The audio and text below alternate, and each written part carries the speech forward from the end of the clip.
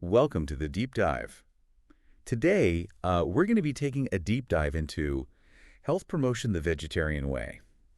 Yeah, now It's a fascinating topic. it is. And, some of our listeners might already be vegetarians. Absolutely. Or maybe they're just thinking about, you know, e- exploring it a little bit more. Right. So either way, get ready for a really interesting journey. We're going to uncover some truths about vegetarianism that you might not expect. Yeah, I'm really excited about this one. Me too. So first things first, what exactly is vegetarianism? Right. I mean, when I hear that word, I think about vegetables. Yeah. But our source material kind of points out that it's a little bit more nuanced than that. You're absolutely right. It doesn't come directly from the word vegetable. Okay. It actually comes from the Latin word vegetare, which means to enliven. Oh, interesting. So right off the bat, we're not just talking about what you can't eat. Right. We're talking about feeling vibrant and alive. I like that. I like that a lot. Yeah, it's a good way to put it. Yeah. And it's not exactly a new concept either, right? Not at all. Vegetarianism has been around for centuries. Really? Yeah, it's been a part of various philosophies and religions Mm? for a very long time. Like what? Well, you've got Brahmanism, Jainism, Zoroastrianism, Wow. Buddhism, and even early Christianity. Mm-hmm. All of those have elements of vegetarianism in them. So this idea of abstaining from meat has been around for a long time. Yeah, Okay. But I mean, isn't there more to it than just avoiding meat? right. What about all the different types of vegetarians out there? You're right. It's not one size fits all. Yeah. You've got your vegans who only eat plant foods. Okay. And then you've got lacto-vegetarians who include dairy. Mm-hmm. And then you've got lacto-ovo-vegetarians who add eggs to the mix. Okay. And there is even some people who consider themselves vegetarian but still eat fish. Okay, so maybe the better question is, what does it actually mean to be vegetarian? Yeah. Like, what's the common thread? The key is not eating the flesh of warm-blooded animals. Gotcha. Yeah, So yeah. that's like the uniting principle. Exactly. Okay, Yeah. that makes sense. Now let's talk about the big elephant in the room, or the big cow in the room, I guess. Oh, what's that? The protein question. Ah, Yeah. Everyone's always asking, but where do you get your protein? the infamous protein myth. It's amazing how this keeps coming up. Yeah. But does avoiding meat actually lead to protein deficiency? Well, our source material really dives deep into that, and it turns out there's no need to worry. Okay, good. To build protein, our bodies need 22 amino acids. Okay. 13 of those we can make ourselves, Mm-hmm. but the other 9 we have to get from our diet. So those are the essential ones. Exactly. And those are called the essential amino acids. Okay. So it's not just the amount of protein. Right. It's about getting all the essential building blocks. Gotcha. And when a food has all 9 of those in the right proportions, Yeah. we call that a complete protein. Complete protein. Interesting. And fun fact, egg protein is a complete protein. Oh, wow. And it actually scores a 95 out of 100 on the protein quality scale. Wow. Okay. Milk is also high at 82. Okay. But get this, meat and poultry fall behind at just 67. Wait, so you're telling me eggs are better than a steak in terms of protein? Yeah, pretty much. I would have never guessed that. What about green vegetables? Where do they fall on the scale? That's the cool part. Green vegetables, which we don't often think about for protein, Right. they're actually comparable to milk in terms of protein quality. Oh, wow. And research shows that we might actually need less protein than we thought. Hmm. So a vegetarian diet can definitely meet your protein needs. Okay, this is all making a lot more sense now. Good. But if you're not eating complete proteins all the time, Yeah. how do you make sure you're getting all 9 essential amino acids? Think of it like building with Legos. Okay, I love Legos. You need all the different pieces, Yeah, right, yeah. to make something cool. Exactly. It's the same with plant proteins. Okay. If you combine different sources like beans and rice, Yeah. or lentils and bread. You create a complete protein profile. Ah, I see. So it's all about combining the right foods. Right. And that's called protein complementation. Protein complementation. Right. Okay. I'm going to remember that one. It's key. Now, what about vitamin B12? That's another one we hear a lot about with vegetarian diets. Good question. If you're a lacto-ovo-vegetarian or lacto-vegetarian, Okay. you're likely getting enough B12 from dairy and eggs. Gotcha. And your liver actually stores B12. Really? Yeah, so you have a reserve. Interesting. So no need to worry about deficiency there. Okay, but what about vegans? They don't eat dairy or eggs. Right. This is where it gets kind of mysterious. Oh. Despite not getting B12 from their diet, Yeah. studies haven't found widespread B12 deficiency in vegans. So then where are they getting it from? That's the question. It's possible that our bodies might be able to synthesize B12. Hmm. maybe with the help of good gut bacteria. Interesting. More research needs to be done, but it's fascinating. Okay, so we've busted some myths about protein, and now we have a new mystery about B12. Right. Now let's get into something a little less appealing. Okay. Have you ever heard of auto-intoxication? Auto-intoxication or self-poisoning? Yeah. Yeah, that's a big one, especially when we're talking about diet and health. And what does this have to do with vegetarianism? Well, it's not just about vegetarianism, it's about what our bodies have to process. Okay. Meat has animal waste and toxins in it, Right. and those can really overload our liver and kidneys. Wow. Those are the organs that filter and remove waste from our bodies. So eating meat can lead to a buildup of toxins. Potentially, Yeah. yeah. It's not just about the ethics or the environment, it's Yeah. about what it does to our systems. Okay, that's a good point. I never thought of it that way. And here's another thought. The uric acid and stuff in meat, Yeah. they're chemically similar to things like caffeine and nicotine. What? Really? Yeah. Yeah. That's crazy. And all that uric acid can lead to things like gout, kidney stones, and even arthritis. Okay, I'm starting to rethink my love of cheeseburgers. It's definitely something to consider. Is there anything else about meat that contributes to this auto-intoxication?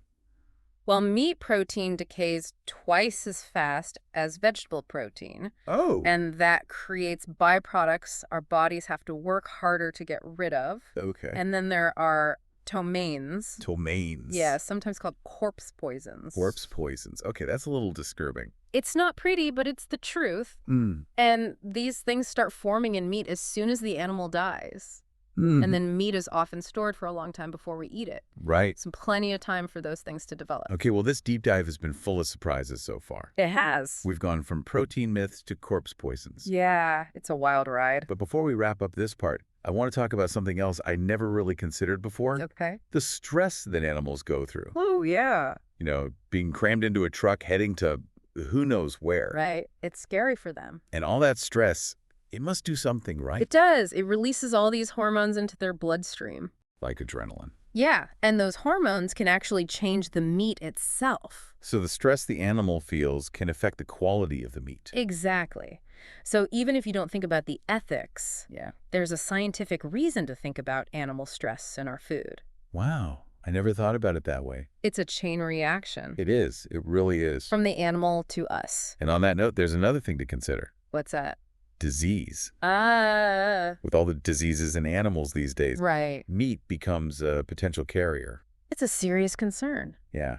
And our source material pointed out something pretty scary. What was that? Sometimes animals that are too sick for their owners to keep, Oh, no. they're sold for food. That's terrible. It is. Yeah. And what about all those practices to fatten animals up quickly? Yeah, Doesn't that affect their health too? it definitely can, and that impacts the meat. Okay, well, this first part of our deep dive has been really eye-opening. It has. We've gone from protein myths to the potential downsides of eating meat. It's more complex than most people think, It really is. but we're just getting started. Yeah. In the next part, we're going to explore the benefits of a vegetarian diet. The positive side. Exactly. So Well, stay tuned. It's amazing how this all connects, you know? Right. We started with what is vegetarianism, Yeah. and now we're talking about like the foundation of health. It really is. It's like peeling back the layers of an onion. It is. There's so much more to vegetarianism than I thought. It makes you think about your relationship with food. With food, yeah. And with nature. And yourself. Exactly. So, okay, let's talk about food. If meat isn't the center of your plate, Yeah. what does a vegetarian plate look like? That's the fun part. There are so many possibilities. Yeah. You can have all these vibrant, colorful dishes Mhm. bursting with flavor and texture. Okay, now I'm hungry. It's a feast for the senses. I'm picturing all those fresh fruits and vegetables. Yeah. And grains and spices. All about those protective foods. Oh, yeah, those protective foods. Remember those?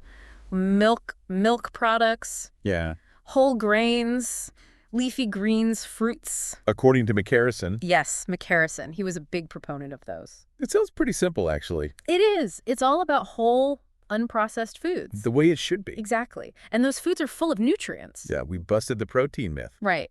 But there are so many other nutrients to think about. So, okay. What are you most interested in? Let's start with leafy greens. Okay, leafy greens are amazing. I love a good salad. They're full of vitamins A, C, and K, Wow. plus minerals like iron and calcium. So we're talking strong bones, Uh. good immune system, Exact. and healthy skin. It's all connected. What about legumes? Legumes are great too. I love lentils. Lentils, beans, chickpeas. Yep. They're full of protein, but also fiber, iron, and folate. Folate, isn't that really important for pregnant women? Yes, it is. Folate is crucial for cell growth, Wow. especially during pregnancy. You learn something new every day.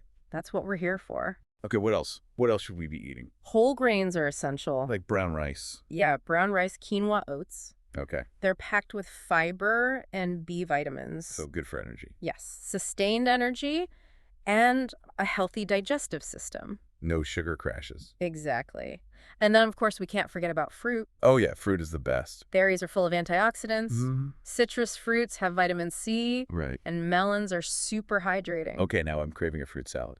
It's all about finding what you enjoy. And exploring new things. Exactly. This is why I love plant-based eating. This deep dive has been quite the adventure.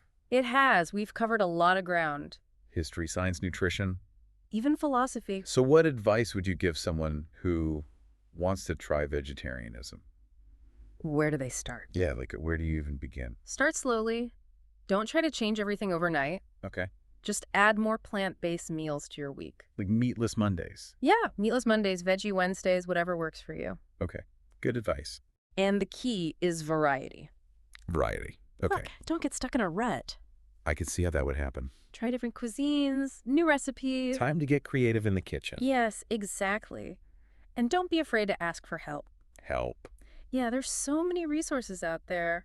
Like what? Cookbooks, websites, online communities. Yeah, there are tons of vegetarian groups online. Exactly. It's a whole community. It's like a support system. It is. And don't forget about real-life support, too. Oh yeah, talk to your friends and family. Exactly. Share meals, swap recipes. Makes it more fun. It does. And remember, it's not about being perfect. Right. It's about progress. Progress, not perfection. Exactly. This is about more than just food. It is. It's a lifestyle change. A healthier, more conscious way of living. Aligning your choices with your values, Values like? health, the environment, animal welfare. It's about recognizing that our choices matter. They do. They have a ripple effect. On ourselves and the world. It's about nourishing your whole being. Body, mind, and spirit. Beautiful. This deep dive has been amazing. It has. We've learned so much. Busted some myths. Yeah. Explored the benefits. And there's one more thing I want to talk about. Oh, what's that? The spiritual side of vegetarianism. Ah, yes. That's a fascinating aspect. It is, and I think it's the perfect way to wrap up this deep dive. I agree. Let's dive in. Welcome back to the deep dive. So we've been talking about vegetarianism from all these different angles. It's been a journey. It has the history, the science, the nutrition. Right. And now we're going to get into something a little deeper. Okay. The spiritual dimension. The spiritual side of vegetarianism. Yeah. For a lot of people, it becomes more than just about the food. Right. It's like a whole philosophy, a way of life. Yeah, it's about connecting with all living things. Exactly. A lot of spiritual traditions talk about ahimsa. Ahimsa. Yeah, it means nonviolence or non-harming. So like not harming animals. Exactly. It's about recognizing that all creatures have a right to live. So it's a form of peacemaking. In a way, yes. You're rejecting violence. Not just on your plate. Right, but in the world.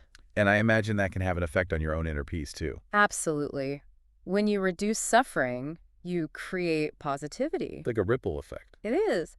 And a lot of people find that a vegetarian diet helps them with their spiritual practices. Like meditation. Yeah. Meditation, mindfulness, self-awareness. I can see how that would work if you're not weighed down by heavy foods. Right. You feel lighter, more energized. You were clear. Exactly. And that clarity can help with spiritual growth. It's like clearing out the cobwebs. I like that analogy. And this connection between food and spirituality. It's not new, right? No, not at all. Ancient philosophers and religious figures talked about it. They saw it as a path to enlightenment. In a way. Yeah, and it's really relevant today. It is. We're so bombarded with information all the time. Right, we need ways to find peace. Exactly. And a mindful plant-based diet can help with that. It's about slowing down, appreciating nature. Nourishing yourself with intention. It's more than just fuel. It's a connection to something bigger. This deep dive has been incredible. It has. We've gone from what is vegetarianism to the depths of consciousness. It's amazing how it all connects. It is. It really shows the power of knowledge. And that's what we're all about here on the deep dive. Learning, exploring, growing.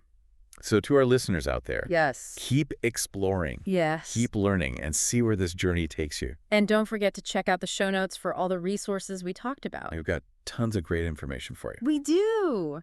And until next time, may your journey be filled with peace, compassion, and delicious plant-based discoveries. Stay curious and stay nourished.